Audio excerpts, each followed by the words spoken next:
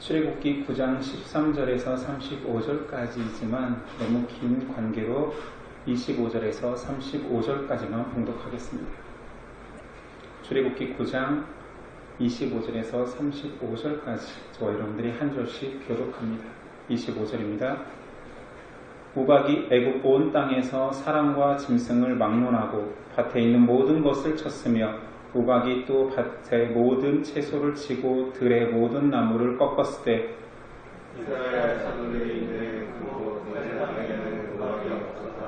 바로가 사람을 보내어 모세와 아론을 불러 그들에게 이르되 이번은 내가 범죄하였노라. 여호와는 의로우시고 나와 나의 백성은 악하도다. 여호와께 구하여 이 우레소리와 우박을 불면 그치게 하라. 내가 너희를 보내리니 너희가 다시는 머물지 아니하리라. 모세가 그에게 이르되 내가 성에서 나가서 곧 내 손을 여호와를 향하여 펴리니 그리하면 우레소리가 그치고 우박이 다시 있지 아니할지라. 세상이 여호와께 속한 줄을 왕이 알리이다. 왕과 왕의 신하들이 여호와 하나님을 아시고 여호와지 아니할 줄을 내가 아나이다. 그때에 보리는 이삭이 나왔고 삼은 꽃이 피었으므로 삼과 보리가 상하였으나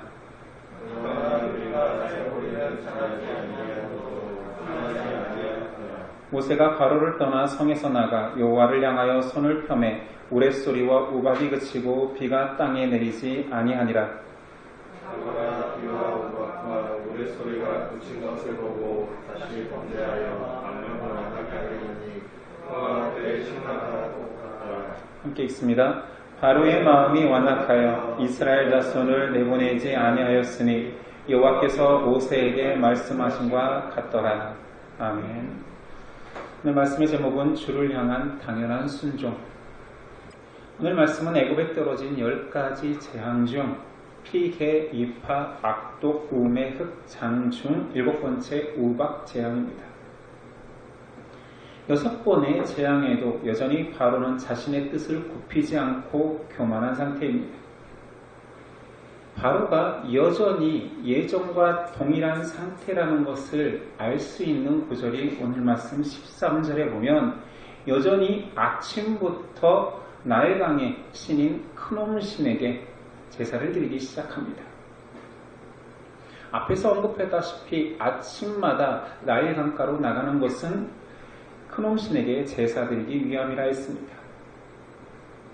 여전히 바로는 애굽의 신들에게 자신들의 닥친 이 위기와 운명을 맡기고 있습니다.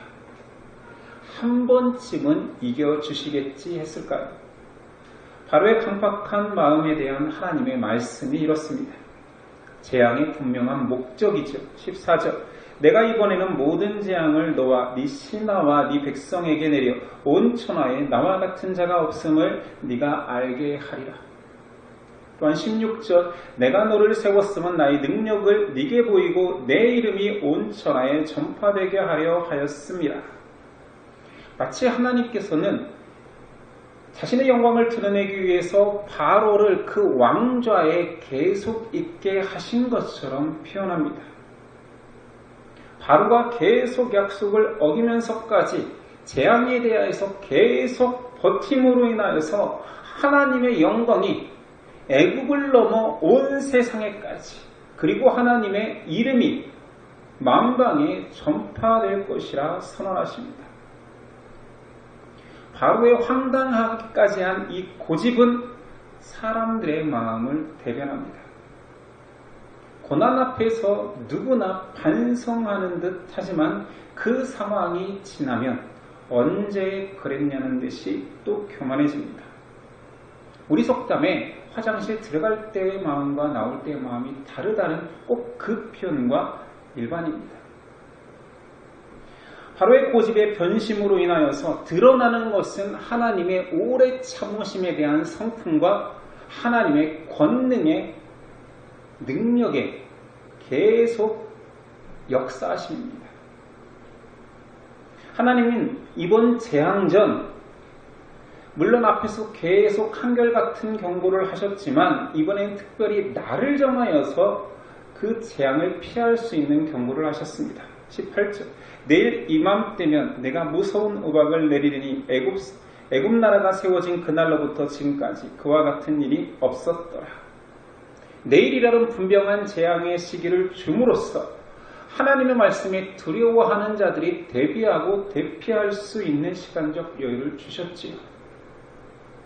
그러나 이 경고를 들은 애굽 사람은 두 가지 반응이 나타납니다. 첫 번째는 경고를 듣고 대피한 자들입니다. 20절 바로의 신하 중에 여호와의 말씀을 두려워하는 자들은 그 종들과 가축을 집으로 피하여 들였으나 이것이 진정한 회개는 아닐지라도 앞에서 당한 재앙으로 말미암아 모세가 전하는 하나님의 재앙을 이제 두려워하는 거지요. 공포심이 생긴 거지요. 그 공포심, 그 재앙에 대한 하나님의 선언을 조금이라도 무서워하기만 해도 화는 면하게 되어 있습니다. 그런데 문제는 이 경고조차 또 무시하는 사람들이죠. 21절 여호와의 말씀을 마음에 두지 아니한 사람은 그의 종들과 가축을 들에 그대로 두었더라. 끝까지 완악하여 교만한 자들은 더 큰 화를 피할 수 없게 됩니다. 우박은 우리도 일상 속에서 간간히 경험할 수 있는 자연현상이지만 하나님이 나를 정하여서 그날 애굽 땅에만 피할 수 있는 것이 하나도 없이 온전히 우박이 내리게 하겠다라는 것은 자연현상이 아닌 것이요. 하나님이 정하신 재앙인 것입니다. 단순히 물이 올라가서 응결대에서 떨어지는 현상이 아니라 하나님이 또한 물만 내린 것이 아니라 번개와 우레와 함께 쏟아지게 하셨죠. 교만한 자들의 특징은 스스로 피할 길이 있음에도 스스로 올무로 걸어 들어갑니다. 자신을 아직도 신뢰하는 것이죠. 자신의 생각과 가치가 자신을 그렇게 올무 가운데로 함정 가운데로 빠뜨립니다. 자승자박이죠. 일곱 번째 우박 재앙의 특징은 이제부터 나올 일곱 번째, 여덟 번째, 아홉 번째 우박, 메뚜기, 흑암이 모두 다 자연계를 다스리시는 하나님의 능력을 나타냅니다. 메뚜기는 그냥 생물 같지만 메뚜기를 불러일으킬 때 자연계의 동풍을 이용하십니다. 그래서 이 일곱 번째, 여덟 번째, 아홉 번째는 자연계를 다스리는 창조주 하나님의 권능을 드러내는 재앙입니다. 앞으로 등장했던 재앙들보다 더 강력한 재앙들이 시작되고 있지요. 우박재앙에서는 사람뿐만 아니라 짐승의 목숨을 그리고 곡식까지 해를 입히는 전방위적 재앙입니다. 밖에서 돌멩이 같은 우박과 불기 등이 떨어진다라면 여러분의 마음은 어떻겠습니까? 그리고 그것을 받고 죽어가는 사람들과 짐승이 있다라면 이는 전쟁의 융단폭격과 같은 공포가 아닐까요? 23절이에요. 모세가 하늘을 향하여 지팡이를 들매 여호와께서 우레소리와 우박을 보내시고 불을 내려 땅에 달리게 하시니라. 여호와께서 우박을 애굽 땅에 내리심에 우박이 내림과 불덩이가 우박과 섞여 내림이 심히 맹렬하니 나라가 생긴 그때로부터 애굽 온 땅에는 그와 같은 일이 없었더라. 하나님의 모든 재앙은 또한 우상의 심판이라 했습니다. 농경사회 속에서 해, 달, 별 숭배는 너무 자연스러웠습니다. 1월 성신 숭배, 그 1월 성신을 품고 있는 하늘에 대한 숭배는 그들이 곡식을 키움에 있어서 한 해의 풍년과 흉년을 좌우하기에 고대 사회의 모든 고대인들이 섬겨왔습니다. 우리 정서에도 해, 달, 별 숭배의 사상은 남아있지요. 최근에 제 막내 딸이 창밖을 보면서 계속 엄마한테 왜 달이 없냐라고 물었습니다. 너 왜 갑자기 달을 찾아라고 물었더니 이유는 아빠가 아프니까 달을 보며 기도해야 되는데 달이 없다라는 거죠. 어린이집에서 달을 보며 빌라라는 것을 배운 것 같습니다. 우리의 정서 속에 남아있지요. 밤하늘에 유성이 떨어지면 많은 사람들이 소원을 빕니다. 물론 그 미신이라기보다는 그냥 좋은 느낌의 정서겠지만 다 남아 있습니다. 고대 사회는 진실로 믿었습니다. 신령한 존재인 거지요. 하늘에 떠 있는 해와 달과 별들이. 애굽인들 또한 우상으로 삼고 있었습니다. 6번째 재앙에 등장했던 하늘의 여신 누트 신. 그 하늘의 여신이 관장하여서 자연계에서 하늘에서 일어나는 그 모든 것들이 누트 신에 의해서 이루어진다라고 생각했습니다. 애굽의 벽화를 보면 사람들 위에 돔처럼 아주 큰 여인이 팔부터 다리까지 내려뜨리고 있습니다. 이게 누트 신 벽화입니다. 하나님은 천지 만물의 창조주며 당연한 주인이십니다. 하나님은 그런데 그 피조물들이 무지하게도 하나님께서 만드신 또 다른 피조물을 향하여서 섬기는 모습을 본다라면 하나님은 분노하시는 것이 당연합니다. 하나님께서 오박지함을 통해서 우상의 무익함과 사람들의 무지를 박살내버리십니다. 이 재앙의 공포 속에 처음으로 바로는 두려워 떨며 죄를 인정합니다.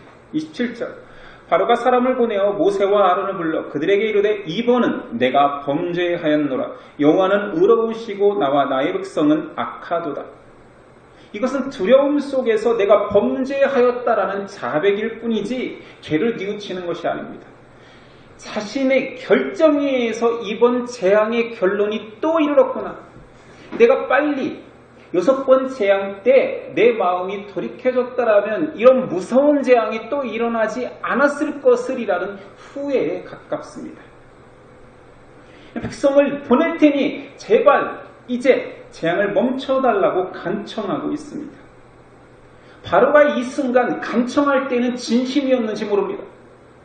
다급하니까요. 그런데 위선자들은 항상 이중적인 마음을 품고 있습니다. 상황이 돌변하면 마음도 변심합니다. 이러한 바로의 마음을 모세는 이번에는 알고 있다라고 말합니다. 29절이야. 모세가 그에게 이르되 내가 성에서 나가서 곧 내 손을 여호와를 향하여 펴리니 그리하면 우레소리가 그치고 우박이 다시 있지 아니할지라. 세상이 여호와께 속한 줄을 왕이 알리이다. 그러나 왕과 왕의 신하들이 여호와 하나님을 아직도 두려워하지 아니할 줄을 내가 아나이다. 이제 안 속습니다. 다 압니다. 또 약속을 어기실 것을 알지만 재앙은 멈추도록 기도하겠습니다. 이유는 바로한테 또 속아서 넘어간 것이 아니라 더 큰 재앙이 계속되리라는 것을 알고 있었기 때문입니다. 사악한 사람들, 죄에 빠진 사람들은 하나님의 능력을 혹 인정하는 것 같이 굴복할 때가 있습니다. 두려움에 자기의 위기의 순간에 신이 계신가 보다, 절대자가 있나 보다, 네가 믿는 신이 살아 계신가 보다 고백할 때도 있습니다. 그러나 그것은 기꺼이 하나님을 섬기고 하나님을 따르고자 하는 마음과는 다릅니다. 전쟁에서 진 장수나 왕은 적장에게 무릎을 꿇습니다. 그 모든 패장들이 순수하게 패배를 인정하여서 무릎을 꿇는 것이 아니라 훗날의 복수를 기약하는 거지. 하물며 저기가 가득한 바로가 하나님을 향해서 죄를 고백하였다라고 해서 회개한 것은 아니겠지요. 모세의 눈에도 그게 보였기에 바로와 신하들은 다시 약속을 변벽할 거라는 것을 압니다. 그 저기가 보인 거죠. 모세의 눈에도 보이는데 하나님의 눈에 바로의 마음이 안 보였겠습니까? 그분은 바로조차도 창조하신 창조주인데요. 주인이신데요. 하나님의 눈을 속일 수는 없습니다. 그래서 많은 사람들이 신앙 고백할지라도 말로만 하는 고백일 수도 있습니다. 성경에 귀신들도 예수님을 향하여서 하나님의 거룩한 자, 하나님의 아들이라 시인한 부분이 있습니다. 입으로 시인했다라고 다 믿을 수는 없습니다. 우리가 경험상으로도 알잖아요. 얼마나 많은 신앙인들이, 얼마나 많이 교회를 다녀봤던 사람들이 입으로 하나님을 시인하고 마음과 행동이 다른 경우가 얼마나 많았습니까? 심지어 하나님 앞에서 하나님의 말씀을 전한다는 사역자들조차 말과 행동이 모순된 것을 우리는 목격하지 않았습니까? 멀리서 찾을 필요도 없습니다. 여러분 어떻습니까? 입술로 하나님을 고백하던 내 입술로 내 마음이 한결같이 하나님을 따르고 한결같이 하나님을 찬양하는 입술이었습니까? 우리가 우리 자신을 더 잘 알지요. 간사한 우리 마음을 죄 가운데 빠지면 힘들 때만 하나님을 의지하고 하나님을 신뢰하는 것 같지만 자고하게 되고 잘 살면 내 능력인 것처럼 교만해지는 우리를 발견하지 않습니까? 그러나 결코 하나님을 속일 수는 없습니다. 하나님은 말 그대로 절대자이십니다. 만물의 주인이십니다. 내 생각과 뜻을 감찰하시며 내 머리털까지 세시는 분이십니다. 하나님이 심판하겠다라고 할 때 그 심판은 정확하고 단호합니다. 하나님 앞에서 애매한 심판의 기준은 없습니다. 하나님은 너무나 사람의 중심을 잘 아시기에 알곡과 쭉정이 양과 염소를 정확히 가르칩니다. 애굽에 떨어진 7번째 재앙 우박은 자연현상 같지만 하나님의 전방위적인 심판이었습니다. 애굽 땅과 이스라엘이 살고 있는 고센 땅을 정확히 구분하십니다. 우박으로 인해 일부 사람들이 죽고 가축들이 죽고 곡식의 종자 일부를 잃습니다. 31절 그때에 보리는 이삭이 나왔고 삼은 꽃이 피었으므로 산과 보리가 상하였으나 곡식의 이삭조차 상하였다는 것은 앞으로의 희망조차 잃는다는 것을 의미합니다. 앞의 재앙에서 백성들이 먹을 수 있는 육고기, 가축들이 죽었습니다. 남아있는 가축들, 돌림병으로 남았으나 오박에 맞아 죽어버렸습니다. 그러나 괜찮았던 것들은 농경사회 속에서 곡식이 있기 때문이겠지요. 신락 같은 희망이었던 이 곡식이 자라서 우리가 먹으면 되지 했는데 그 곡식의 싹조차 우박으로 인해서 잃습니다. 절망이 가중되고 있는 것이지요. 예전에 이런 뉴스를 보았습니다. 한 농부가 자신의 논에 모내기를 끝내고 이삭이 잘 자란 상태에서 병충해를 예방하기 위해서 병충해 약을 준다는 것이 실수로 제초제를 뿌렸더니 싹 다 죽어버렸습니다. 그 충격에 안타깝게도 또다시 우리가 예상했던 그 기사, 자살했다는 기사가 있었습니다. 애굽에 가해지는 하나님의 재앙은 감히 상상하기 힘든 공포입니다. 우박재앙 하나가 공포인 것이 아니라 재앙이 가중되고 있는 거지. 이것만 끝나면 되겠지 했는데 다음엔 더 큰 재앙이, 더 큰 재앙이, 그리고 계속된다는 것이 공포인 것입니다. 강해질 뿐만 아니라 계속되는 것이 너무나 큰 두려움이었을 것입니다. 자, 이 두려움이 이렇게 점층적으로 강해지고 있다면 어찌하면 됩니까? 사람은 뇌가 있잖아요. 생각이 있잖아요. 살 길을 강구해야 되잖아요. 회개하면 되잖아요. 이 심판의 주체이신 하나님께 잘못했다라고 살려달라고 하면 되잖아요. 그럼에도 사람은 회개하지 않습니다. 이것을 보면 재앙보다 어쩌면 재앙이라는 사건보다 위력적으로 나타나지는 않지만 그 성격상 더 무서운 것이 죄가 아닌가 합니다. 아니 무서우면 살려달라고 해야 되는데 죄에 사로잡히면 담대해집니다. 심판 앞에도 담대해집니다. 아직도 목이 뻣뻣합니다. 고개 숙일 의향이 없습니다. 이것이 죄의 두려움이죠. 32절에 보니 그러나 밀과 보리는 자라지 아니한 고로 상하지 아니하였더라. 최후의 희망이 남은 거예요. 땅에서 아직 밀과 쌀보리에 싹이 올라오지 않았기에 우박 재앙에서 비껴갈 수 있었습니다. 왜 이런 단계적 재앙을 하나님께서 허락하시냐면 하나님은 재앙을 즐겨하지 않습니다. 심판을 즐겨하시는 분이 아닙니다. 돌이키기만 한다라면 살소망을 주겠다. 밀과 쌀보리는 아직 남아있다. 이것입니다. 하나님의 재앙 속 그러나 배려에도 바로나 이 애굽의 백성들은 더욱 교만해지고 스스로 더 큰 심판으로 자신의 발을 내딛습니다. 이게 죄의 가속성입니다. 건물이 오래되면 붕괴되어 가지요. 상해갑니다. 그런데 그것은 10년 후, 20년 후 똑같은 강도로 상해가는 것이 아니라 가속도가 있습니다. 죄도 마찬가지입니다.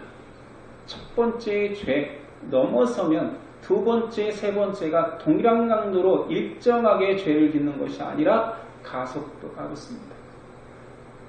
바로의 완악한 마음은 가속도가 시작됩니다. 하나님의 징계의 채찍이 멈춰지기만 하면 체벌이 끝난 것처럼 또다시 완고해집니다. 이제 바로의 악한 자의 거짓말과 변별하는 약속은 이제 믿어지지도 않습니다. 놀랍지도 않습니다. 하나님께서는 그들의 모습 자체가 심판받아 마땅한 자로 자신의 죄인의 정체성을 드러나고 폭로당하게 합니다. 그래도 불쌍한 자 아닌가? 죄인 중에는 죄를 좀 덜 짓는 자도 있지 않을까? 이 재앙이 저 사람한테 너무 과중한 거 아닌가? 이런 모든 생각이 사라질 만큼 죄는 가속성을 지닙니다. 하나님 앞에 심판받아 너무 과한 죄는 없습니다. 저 사람한테 당한 재앙은 좀 너무 과한 거 아닌가요? 하나님의 심판 기준은 명확합니다. 죄가 사람 안에 들어갔다라는 것은 그냥 죄의 노예라는 상태라는 것이죠. 애굽 백성과 이스라엘은 명백한 차이를 보입니다. 애굽 백성은 심판받고 동일한 시간대에 이스라엘 백성은 구원받습니다. 하나님의 재앙에서 보호받죠. 우린 질문할 수 있습니다. 애굽 백성과 이스라엘 백성이 뭐가 그렇게 큰 차이가 있을까? 나아가 애굽 백성과 나는 정말 큰 차이가 있는가? 무엇이 다른가? 물을 수 있습니다. 예수님께서 말씀으로 이 차이를 선언했습니다. 마태복음 13장 14절 이하 이사야의 예언이 그들에게 이루어졌으니 일렀으되 너희가 듣기는 들어도 깨닫지 못할 것이요 보기는 보아도 알지 못하리라. 이 백성들의 마음이 완악하여져서 그 귀는 듣기에 둔하고 눈은 감았으니 이는 눈으로 보고 귀로 듣고 마음으로 깨달아 돌이켜 내게 고침을 받을까 두려워함이라 하였느니라. 그러나 너희 눈은 봄으로 너희 귀는 들음으로 복이 있도다. 무슨 차이입니까? 하나님의 말씀이 떨어졌습니다. 그게 재앙이고 심판의 말씀이라 할지라도 하나님은 내일 너희가 피할 시간도 있다. 내일 재앙이 떨어질 거다에 대해서 들리는 자는 복이 있도다. 6번의 재앙을 봤습니다. 목격했습니다. 보이는 자는 복이 있도다. 아무리 소리 질러도 아무리 놀라운 재앙들이 계속 반복되어도 들리지 않는 자는 안 들립니다. 보이지 않는 자는 보일 수가 없습니다. 귀 있는 자는 하나님의 말씀을 듣고 하나님을 주라 고백할 수밖에 없습니다. 보이니까. 들리는 자는 주만 권능이시오 주가 심판주이십니다. 고백할 수밖에 없습니다. 들리니까. 우박재앙 앞에서 사람들이 생명을 잃고 있습니다. 그럼에도 불구하고 들리지도 않고 보이는 자들이 있습니다. 끝까지 자신의 고집을 꺾지 않고 이것은 우연히 일어나는 걸 거야. 이 사건의 우연이 계속되기만 하고 이 사건이 끝나기만 하면 이 사건으로 인하여서 이 사건이 야기된 걸 거야. 계속 자기 합리화하면서 말씀이 들려오지가 않습니다. 자기 자신의 소리에게만 집중한 애굽인들은 더 큰 재앙으로 달려갈 뿐입니다. 훗날 요나 선지자의 외침과 굉장히 대조적이죠. 요나서 3장 4절이야. 요나가 그 성읍에 들어가서 하루 동안 다니며 외쳐 이르되 40일이 지나면 느느웨가 무너지리라 하였더니 니느웨 사람들이 하나님을 믿고 금식을 선포하고 높고 낮은 자를 막론하고 붉은 배 옷을 입은지라. 니느웨 사람들에게 요나는 한낱 이방인일 뿐입니다. 그가 회개하라 했을 때 하나님 심판이 임한다 했을 때 누가 믿는단 말입니까? 그러나 들리는 자들은 믿었습니다. 하나님의 경고를 들었습니다. 그리고 그들은 회개하여 하나님이 내리기로 했던 그 심판의 재앙을 비껴갔습니다. 6번의 재앙을 맞아들인 바로와 애굽 백성은 전혀 그렇지 않습니다. 완고합니다. 완강합니다. 교만을 굽히지 않은 애굽은 더 큰 심판으로 스스로 자초하여 그 길을 걷습니다. 이 얼마나 니느웨 사람들과 대조적입니까? 하나님의 경고의 말씀이 들리는 것이 복입니다. 하나님이 나한테 왜 이래가 아니죠. 하나님이 재앙을 내리시든 하나님이 복을 주시든 하나님이 나에게 하시는 그 말씀이 들리는 자가 복된 것입니다.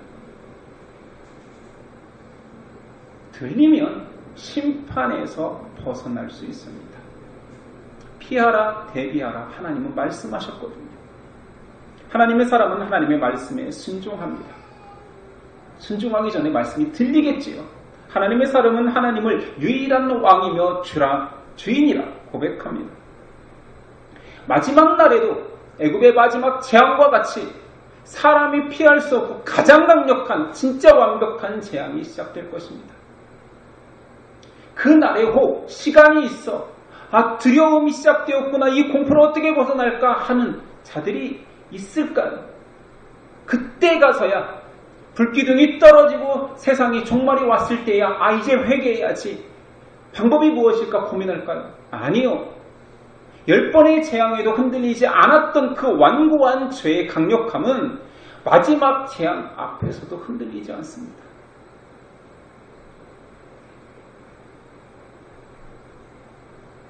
구분되기를, 선택받기를, 재앙이 비껴가기를 기도해야 되고 하나님 저에게 말씀하옵소서, 주의 말씀이 들리는 인생 되게 하옵소서, 재앙의 순간 어디로 가라, 어디로 피하라라는 하나님의 음성이 들리게 하옵소서 기도해야 됩니다. 하나님은 너무나 오랫동안 그리스도라는 반석을 준비하셨고 그리스도께로 피하라 말씀하셨습니다. 요한복음 5장 24절 내가 진실로 진실로 너희에게 이르노니 내 말을 듣고 또 나 보내신 이를 믿는 자는 영생을 얻었고 심판에 이르지 아니하나니 사망에서 생명으로 옮겼느니라. 들리는 자만 이 말씀이 들립니다. 하나님은 어제도 오늘도 내일도 만물의 주인이며 왕이십니다. 하나님은 그 왕되심을 부인한 적이 없습니다. 소유권을 포기한 적도 없습니다. 너는 내 것이라, 천지만물은 내 것이라 한결같이 하나님은 주장하셨습니다. 그러나 세상의 모든 피조물들이 귀를 막았던 것이지요. 눈을 감았던 것이지요. 언제 하나님이 전능자로 나타났냐고 따져 묻지만 하나님은 태초부터 지금까지 한결같이 내가 만물의 창조주요 주인이라고 선언했습니다. 그의 음성에 대한 그의 택한 자들의 반응은 너무나 당연한 순종입니다. 여기에 우리의 문제가 있습니다. 하나님을 주라 고백함에도 불구하고 들리지 않는 자처럼 보이지 않는 자처럼 불순종하기도 하거든요. 말씀이 계속 반복되기 전해짐에도 불구하고 언제 그 말씀을 하셨냐, 나에게 그런 말씀 주신 적 있냐라고 말하고 있습니다. 또한 무서운 교만입니다. 하나님의 백성은 하나님께 순종합니다. 예수님은 더 부드럽게 말씀하셨죠. 내 양은 목자의 음성을 아나니 그 음성을 따라오게 되어 있습니다.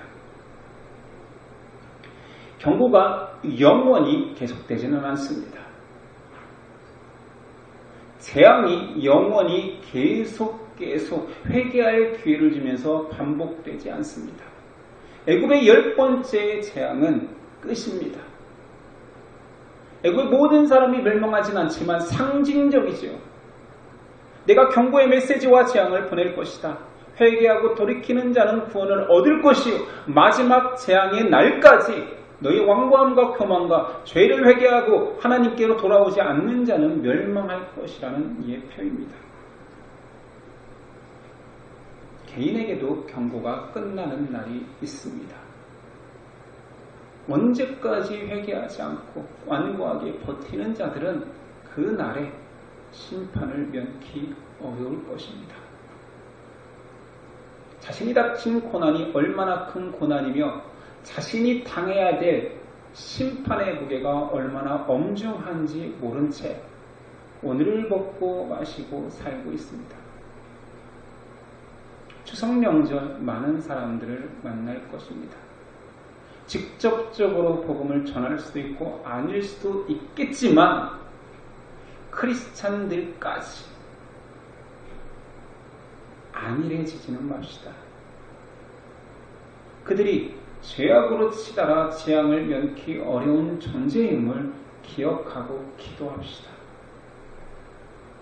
친인척께 안부 전화만 전하지 말고 사랑하는 내 가족들의 안부만 묻지 말고 그들을 위해서 꼭 기도하십시오.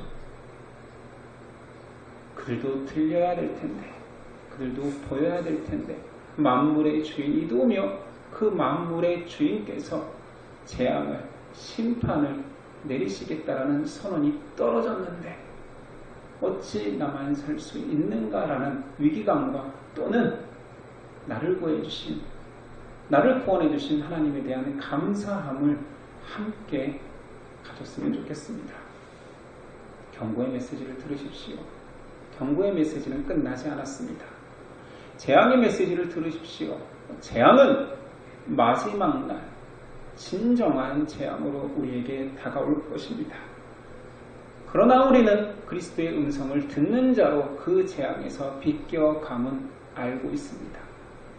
감사하십시오. 찬양하십시오.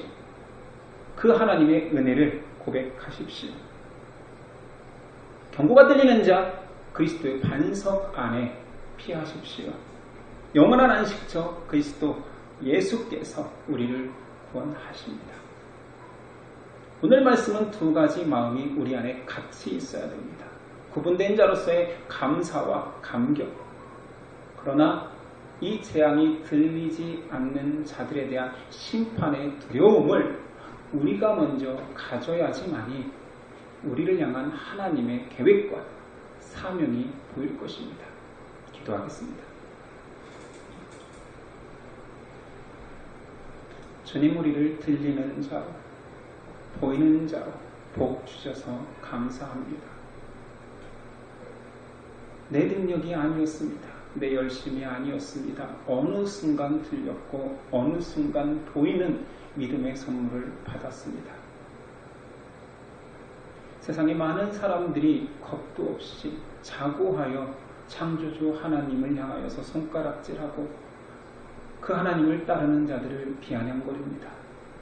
어찌 해야 할까요? 어떻게 해야 할까요? 우리가 보이니, 우리가 들리니 먼저 감격하고 사랑하고 그들을 위해서 기도하는 우리 되도록 도와주시옵소서. 세상에 많은 사람들이 바로의 길을 걷습니다. 애굽 백성들의 길을 걷습니다. 당연하다 여기기보다 아무 공로 없는 나조차도 사랑하고 구원해 주신 하나님의 은혜가 그들에게 있기를 우리 마음에도 소원케 하여 주옵소서. 여전히 죄인된 모습으로 살아가는 나를 끝까지 사랑하시고 구원하시고 택하시고 반석 위에 서게 하신 예수 그리스도의 이름으로 기도드립니다.